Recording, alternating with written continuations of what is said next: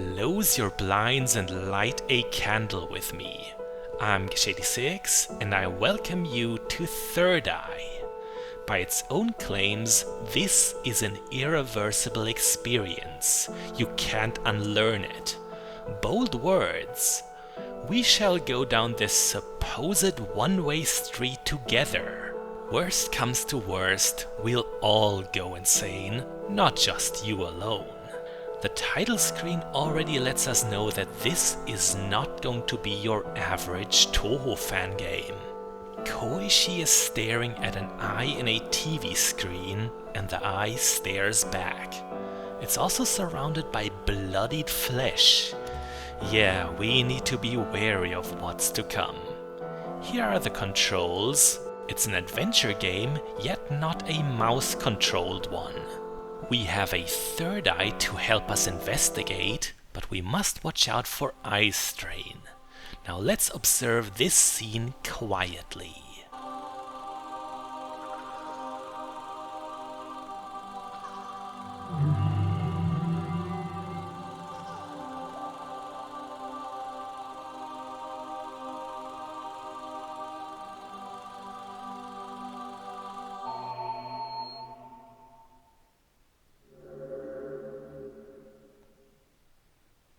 We wake up in a small room with cushioned walls. Judging from that, it might be an insane asylum. We should first pick up our hat. Our hat is our friend. It makes us feel safe and appreciated. Having it allows us to open our empty inventory and interact with our surroundings. Not all of them will be relevant, but that's how these games are and should be.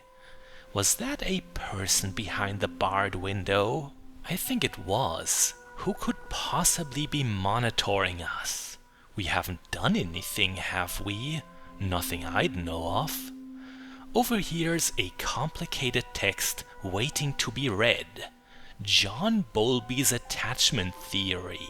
It claims that children who are properly cared for will become trusting, whereas neglected ones will turn out anxious and paranoid. What an intellectually demanding piece. Will there be a test at the end? Little Koishi can't possibly handle such a subject. I've always viewed the Komeiji sisters as very young in appearance, and I think this game agrees. We'll know for sure once we encounter someone who's either shorter or taller than us. Lore entries, like John Bowlby's attachment theory, are all stored in our inventory. Checking our booklet previews that there are many more to find, a whole 41 in total. I'd love it if we could get them all over the course of our adventure. If adventure is the right word. Here's the 3rdEye mode. It's a bit like a flashlight, but not meant for seeing in the dark. Instead, it is for seeing the world in a different light. It'll show us another side of an object or person. About time we left our cell, it wasn't locked. In front of it is a medicine cabinet and another scientific excerpt. Many people think Sigmund Freud is the father of psychology, but I guess it's really Wilhelm Maximilian Wundt with his research of the consciousness. Consciousness, or subconsciousness, has to do with Koishi's powers, so I think that might be relevant. In the next room is Kokoro? Kokoro with a bag over her face. Why would she need that? She's not that ugly, or arguably ugly at all. She did not try to interact with us, just fled on sight and left us in the dust. This text must have been written by a fan of The Matrix. Is this reality or all fake? And if it's a dream, is it a nightmare? We really have no way of knowing until we wake up. We will make a habit of scanning every room with a 3rdEye. So far it hasn't helped us, but that might change at any moment. Is there a monster behind this curtain? Doesn't look like it. What an adorable picture of Koishi. She has a pacifier, so I think she is meant to be very small. The excerpt is about play therapy, a method meant for studying toddlers, because they mostly drool back if you try to speak to them. They might also vomit. Yikes, there was a monster behind the curtain after all. And someone definitely died on that tricycle. Let's get out of here before something bad happens to us. Oh, is this a flashback? I think that is Satori, and she's led by an adult. You have to be a good girl. I don't like the sound of that. It's not something a good person would say, is it? I don't trust that mysterious adult. Here we learn about induced smiles and social smiles that babies use to bond with their mothers. My parents always bring up how long it took my older sister to smile and how flabbergasted they were when I started doing it very quickly. I wonder what that says about us. Perhaps I was more willing to bond? We cannot get this axe. We are not tall enough, I guess. It would have been reassuring to have a proper weapon, yet who would we even use it on? Ooh, red rum. That's murder spelled backwards and a reference to Stephen King's The Shining. Suddenly, I don't want that axe anymore. We could end up becoming Jack Nicholson's character. Here's a grandfather clock, also fitting into any horror movie nowadays. We're going to talk about the item we picked up in a moment, after examining a few more not immediately helpful household objects. There are no rooms beyond this one, and of course we can't and shouldn't jump out the window. So the item was eye drops, meant to relieve our eye strain. We have accumulated some of it, but not so much that we need to waste a limited consumable on. Ooh, there's a beating heart in the clock, but on a more positive note, we found a hidden trap door. That's the first secret our third eye helped us discover. Nothing else to do but jump down into the unknown.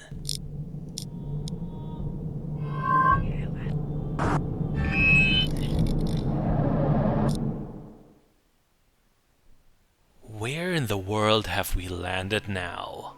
Kokoro is spying on us. I don't like that. She is Koishi's arch nemesis after all. The stained sign informs us that there's a park nearby. Wasn't that what we saw in the scene transition? Use of our third eye shows us a much cleaner sign, and yeah, it's definitely a park. Eye strain is adding up, but honestly, I think the game is overreacting. We needn't worry. We'll wait a little longer to cure it. There was indeed a time when children were treated without privilege. Especially during the Industrial Revolution, child labor was common. Nowadays we have school. Does Koishi go to school, I wonder? Not right now at least. It's playtime at the park. There's a watering can lying around, and it's compact enough for our inner Guybrush Threepwood to pocket. Examining it foreshadows that it might have to be filled at one point. The bus stop signs say Briarcliff, Collingwood and Rutledge Asylum, but then it calls the last one Mjoren. Is that implying that the Buddhist crew is crazy? Perhaps. The directions on those signs go all over and ultimately don't make any sense. We leave the bus stop behind and meet the first person who won't run away from us, Tei Inaba. Approaching her reveals the rabbit yokai to be somewhat rude and short-tempered. I guess that could be her. If Tei is actually nice to someone, she just usually wants to trick them. I'm just realizing there are rabbits hanging from the tree and their bodies have been painted. How cruel! Was it Tei's doing? It must have been, but we never ask her about it. Overall, Koishi's conversation with Tei is just kind of awkward and sparse on words from her side. In the end, we get shooed away and leave it at that. We can interact with the paint buckets, but not the far more eye-catching hanged rabbits. There's also a ladder here, which references how Tei is trying to reach the moon. Just noticing, Tei doesn't have her rabbit ears, but fluffy earmuffs instead. Oh, what just happened? Huh, I think we got too much eye strain. It didn't look lethal, but I suppose it meant game over, booting us back to the title. Where do we continue? Same spot, but something has changed. There's a button-eyed puppet of Koishi in the center of the room, and it has an extremely ominous message for us written on blackened paper. This counts towards the 41 entries in our lore collection. It was quite fortunate that I conveniently forgot to use those eye drops, wasn't it? As for the puppet itself, we can speak to it, but it'll only reply in toxic accusations. What did we ever do to deserve such a disrespectful treatment? Game overing distracted us from getting another excerpt. This one is about experiments with rhesus monkeys. They were given 2 puppet mothers, one made out of comfy cloth, the other uncanny and out of wire. Even though Wire Mom breastfed them, the monkeys did not like her much.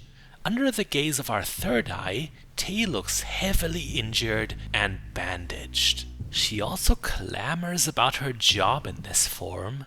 Before, she would not show such a lack of discipline. It seems the 3rd Eye can reveal a person's hidden thoughts and wishes. Here's everyone's favorite bookstore clerk, Kozusu Motori. She doesn't just sell books this time, it's a general store she leads. Since we don't have the necessary information, Koishi can't specify an item to buy.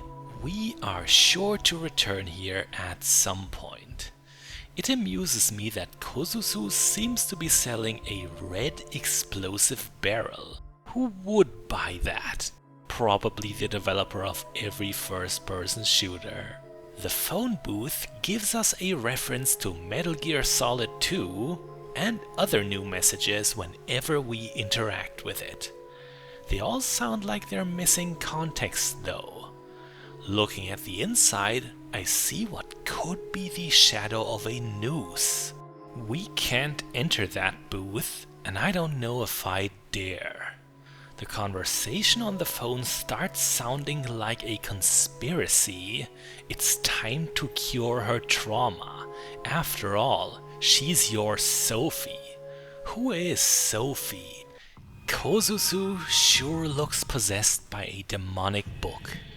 Some excerpts like this one are hidden in the 3rd Eye world. It continues the chapter of the rhesus monkeys, who wouldn't turn to their wire mom even in situations of fright and danger. It doesn't look like these monkey experiments have much relevance to our current scenario.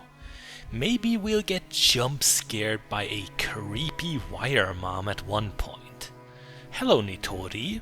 I wouldn't have thought a fan game would give her a bigger backpack than even the fighting games, but here we are. Nitori Kawashiro, like Kozusu, runs a store, or rather an outdoor stall. What she's peddling are masks. Sounds good. Masks are fun and possibly useful to us. They are no bargain, however. The Kappa Miser wants 5,000 for one. Dollars, yen, Turkish lira? The currency doesn't actually matter, as Koishi is broke. We need to solve a puzzle to get some cash, or find another valuable thing so that Nitori is willing to part with her mysterious mask of hope. She is not wearing her iconic cap right now. Maybe that's what we'll have to find. Just a foolish guess. A look with our third eye reveals Nitori as a wind-up marionette. She now comes across as shy and anxious. Just like Tei, she is tired of her job. Interestingly, she does wear her cap now and only now. We almost missed a hidden paper there. It's somewhat hard to target because Nitori's backpack is so comically massive. That is a disadvantage of adventure games that aren't mouse-controlled. Science should eradicate menial labor, it said. Sounds like robots are the future. But don't we need at least some manual work? One could argue. The encounter with Nitori reminded me we have seen something the Kappa might like, a slippery, slimy snake. Before the last conversation, we couldn't pick it up, now we can. Information is everything. You must be wondering, why would Nitori like a snake? Well, have you ever seen those YouTube videos where people set down a cucumber behind their cats to scare them? First of all, please don't replicate that. Secondly, our Kappa Nitori is exactly that, only in reverse. She'll mistake the snake for a cucumber and will happily trade us something for it. In a moment, we'll learn what was worth 5,000. Is it the Mask of Hope? No, it doesn't look like Toyosato Mimi no Miko's face at all. In fact, our inventory calls it an avatar of fear. Did we have a cursed relic forced on us? No way to tell now. If we speak to Nitori in the other reality, we can watch her happily nibbling on that cucumber snake. The next area is an eerily quiet part of the park. After picking up those eye drops, we leave it here for tonight. I'm Gesh86, and I will see you again soon. If you are brave enough, that is.